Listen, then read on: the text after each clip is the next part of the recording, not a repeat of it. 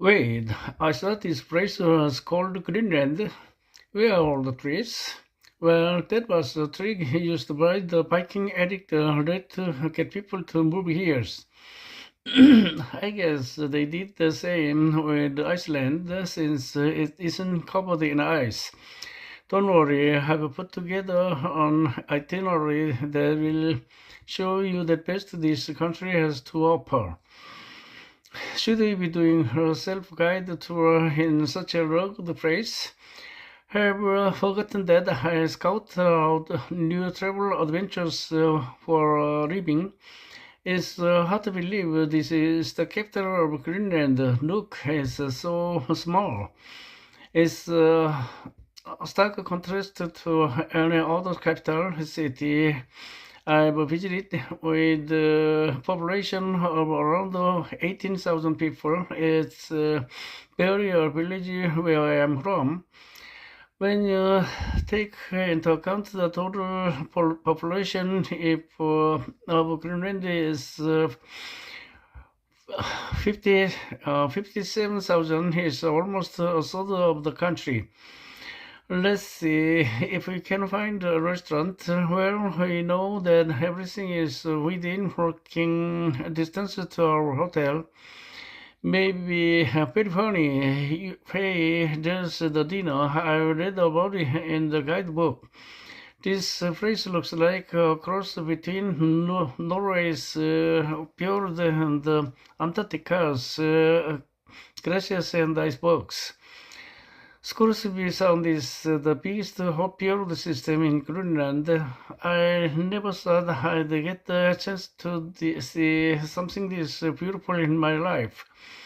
Compared to the place like the Eiffel Tower, we are among a few people in the world to see this. Make sure to take a picture of me with an iceberg in the background, okay? Of course, no one will believe you've been to one of the most remote places on Earth without proof. So we finally get to see the green part of Greenland. The southern tip is where the Viking lived when they first got here. The society revolved around farming and fishing. I wonder if the early settlers felt like they were tricked into moving here. Isn't exactly great for farming. It couldn't have been much worse than what they were used to back home. Hey, look, is that a whale out there? See, it's not all bad. They probably didn't see whales very often where they came from. Greenland wasn't what I expected. Still, is definitely a diamond in the rough. I agree, but I'll definitely be sending groups of adventurers to travelers here. We we met some great locals. You can team up with so people can have the authentic Greenland experience. It's one of the few new tourist destinations in the world. I think that's a really good thing. And what it like the things like fancy hotels and restaurants is made up for it with its beauty. Oh no, did the captain just announce that he's rerouting the plane around the storm?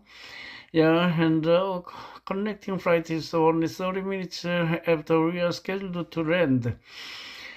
If we do make it, it'll be by the skin of our teeth.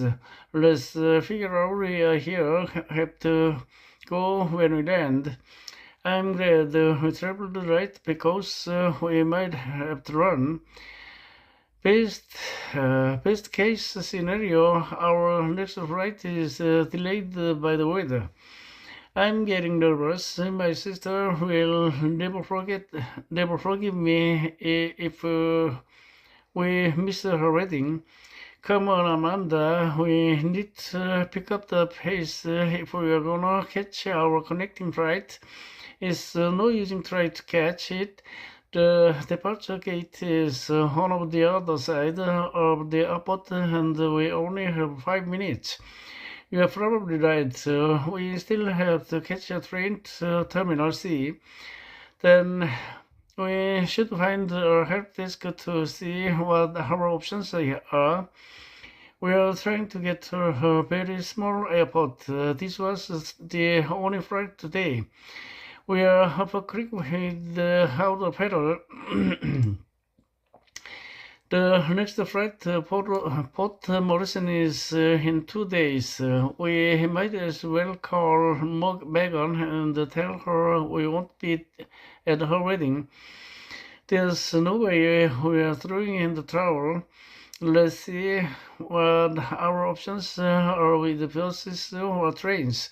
Okay, I look up bus route. You look for trains.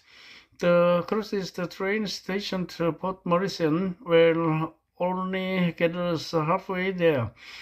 It departs in 2 hours. Well, the shortest bus route is 10 hours long, and it leaves in the morning.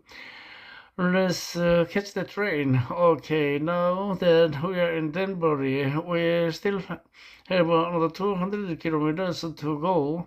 But now, since there are no rental cars and the next bus leaves in 8 hours, we have to think outside the box. Why don't we go into that little dinner over there and talk to some locals and tell them we are in a bind.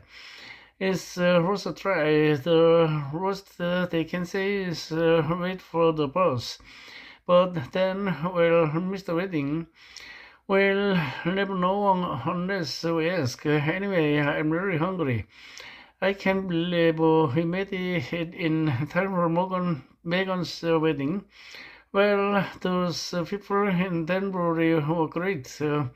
We got lucky that the butcher had delivered to Port Morrison.